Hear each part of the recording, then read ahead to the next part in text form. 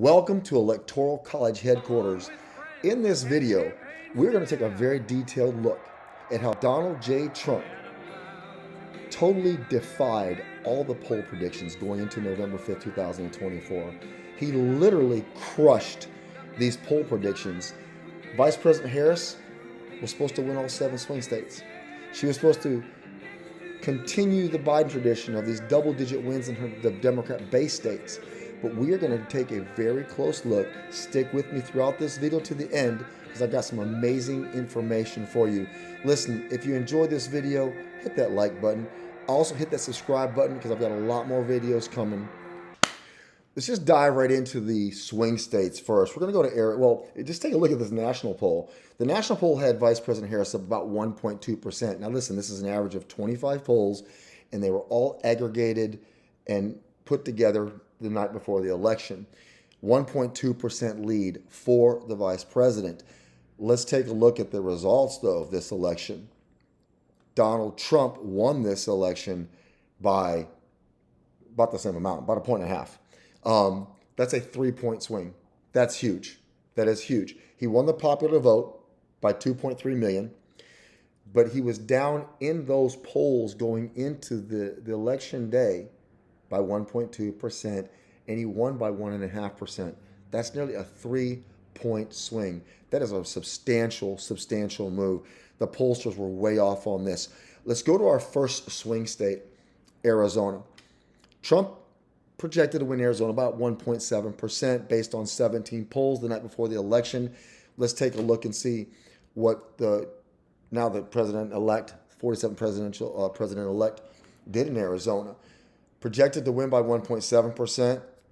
He won this by nearly 6%, 5.5%. Cleared the 118,000 votes to take the lead. Let's go back and take a look at what Biden did in 2024 against Trump. Trump lost Arizona by only 0.4 of a point, and he only lost that state by 9,000 votes. So this is really significant. If you look at what Trump did in Arizona, up by 1.7 going into the final day, won this state by nearly 6 percentage points, went from a 9,000 vote loss to a 118,000 vote win. That is so substantial. Again, the polls were so off in this one. I want to go down here and take a look here at Michigan too. We're going to move around here a little bit. Michigan, you're coming into Michigan. The night before the election, 23 polls had an average of Harris winning this by 1.8%. Let's look at what happened in Michigan. Donald Trump won Michigan by almost 1.5 points. 80,000 votes. So he won by 80,000 votes. You want to go back to what Biden did in Michigan against Trump.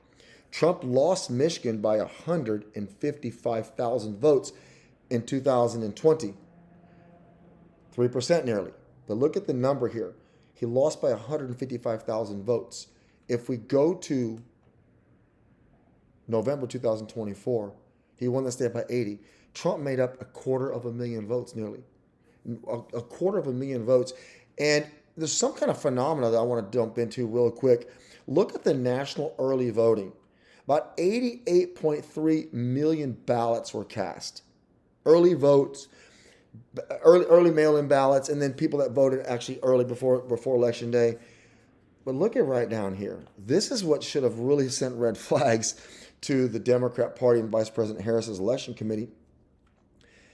Typically, this number is dominated. 41% of all registered Democrats requested a mail-in ballot or they voted in person early. 38% of the Republicans did that. This is a number that has not been seen. Typically, Republicans vote on election day in person. It's been that way forever. No one saw this coming.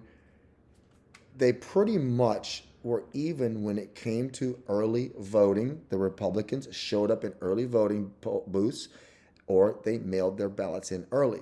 You got the independents over here at 21%. You combine these two, that's almost 60%. You just haven't seen this.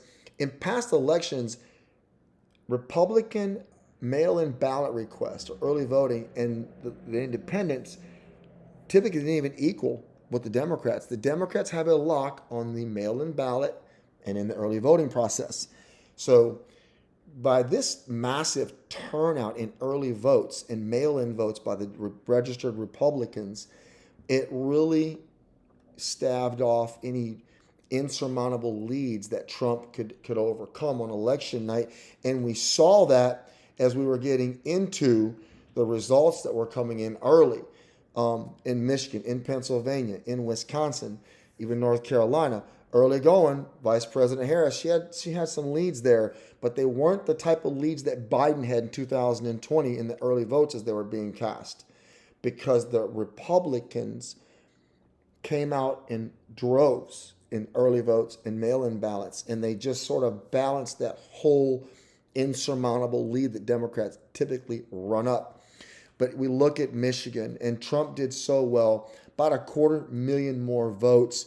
I want to slide down here to Pennsylvania as well. This is something else too. This was a dead heat, but let's go to election night. I mean, Trump just solidified. He won by 120,000 votes. We see here nearly it was 1.4, yeah, almost 2%. 1.8% is what he won that state by. Go back to 2016. Let's look at Biden here. Biden won very short, but Biden won this state by nearly 70,000 votes, 1.2%. So Trump flipped that. Trump literally went from a 1.2% deficit in 2016 to a 1.8% victory. That's a 3% flip. And, he only lost by 70,000 votes. He won here by 120. Massive, massive turnaround. We're going to take a look here at Georgia as well. The Democrat National Committee, they were just convinced that Georgia was going to go for the Vice President of the United States of America. And let's take a look. The night before Election Day, Trump was predicted to win by about 1.2%. What did he do on election night? Flipped that state, won that state by 115,000 votes, or 2.2%. Go back to 2000. Biden took Georgia by a small margin. Again, 8,000 votes. That's just incredibly close. 0.3 of a percentage point. But Trump flipped Georgia upside down. The polls are fairly close. He won this by 2.2%, but still it's a 1% increase over what the polls were projecting. He just crushed it and won by 115,000 votes, and it just really wasn't that close. I love to go to Nevada. I want to take a look at Nevada down here, because this is another sweetheart state that Vice President Harris was going to snatch from the grips of Donald J. Trump. Look how close this was in 13 polls the night before the election.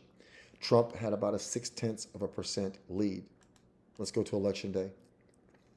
It wasn't even close. Trump won the state by 3.1%, 46,000. Biden won the state by about 2.4%, won it by 34,000 votes. Trump was able to almost 100,000 vote flip from 2016. Again, he won this state not by 0.6 of a percentage point like the pollsters had him. He won the state by 3.1%. Just another miscue by the pollsters. I want to go to Arizona, because this again was a state that was supposed to be very, very close, but that Harris was just going to pull this out. On election eve, Trump was predicted about 1.7%. Let's go. What happened here? He won the state by literally 5.5%. 5.5%. So he increased that margin. He doubled it. Polls had him winning by 1.7. He won it by 5.5. Very easy win for Trump. 118,000 votes. Let's go back to 2016. He lost that state by 111. He lost that state by 11,000 votes. So he really increased his margin from 0.4% loss. He increased his margin by 6%. That is just incredible that they were that far off, that pollsters were that delusional. North Carolina was supposed to be a swing state. if you go back and look at some of my videos leading up to the election, there's just no way. I could not understand how they kept projecting Vice President Harris was going to win this state. There's just nothing in reality that showed anybody those numbers. I don't know where they got their numbers from, but Trump went into election day with about a 1.3% lead. Let's go to election day, North Carolina.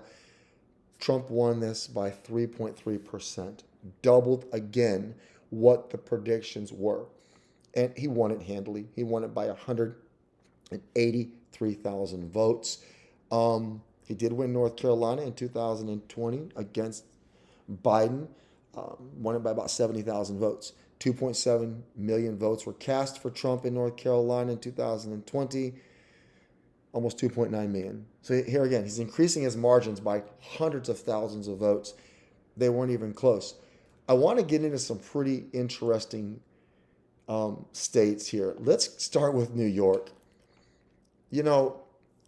Barack Obama, in his 2 terms, just crushed the Republican opponent. Biden, in 2020, in the state of New York, he beat Trump handily. He beat him by 23.2%, 2 million votes. Trump lost New York by 23% in 2020, by 2 million votes. I want you to go back and look at some of my videos leading up to November 5th, 2024. And I was spot on. I kept talking about how Trump, if he made New York under 17%, he was going to win the election. The trickle down that was going to occur. We're going to look at New York. I want to look at New Jersey. I want to look at Minnesota, because I talked about this in my videos. Trump only lost the state of New York by 12.5%. 12.5%. He cut that lead in half. He lost by 1.1 million votes. He made 1 million votes up in New York. And if you go back and look at my videos again, I talk about the Latino vote leaning toward Trump. We talk about the black male voters. I repeatedly talked about them in all of my videos. The role they were going to play in Wisconsin. The role that black male voters 24 to 45, the role they were going to play in Michigan, North Carolina, New York, New Jersey, yes, Illinois. Trump lost New York, and he lost Illinois, and he lost New Jersey. But what we're going to look here in just a second, he cut those margins, some of those in half, and some of those by 2/3 almost. Jump down here to New Jersey. Trump lost New Jersey. This is incredible. By less than 300,000 votes. Biden won the state of New Jersey in 2020 by 1.2 million almost. 1.12 million votes. He won it by 16%. Trump comes into this election, cuts New Jersey down to a 5-point loss, 300,000 votes. Trump is cutting into the Democrat Party's margins. He's cutting into their base in every single one of these polls. 8 million votes. If you go to California in 2020, Biden beat Trump by 5.1 million votes. Trump had 6 million votes in 2020 in Cali. About the same amount, but the margins. Vice President Harris could just not turn out her base. It's just incredible to go state by state by state and see these. I want to go to Illinois. Let's go to 2020. Biden won Illinois by 17%, by 1 million votes. Let's go to 2024. Harris only won this thing by 11%. She only won the state by 600,000 votes. Again, Trump cutting these into these Democrat margins. The polls were so wrong. They were so off. And it's just amazing at how they were able to, I don't know how they can't, where these voters came from. The pollsters were so far off. They were so wrong. And Donald J. Trump comes in here and just crushes the polls. He just annihilates it. 312 Electoral College votes to 226 for Kamala Harris.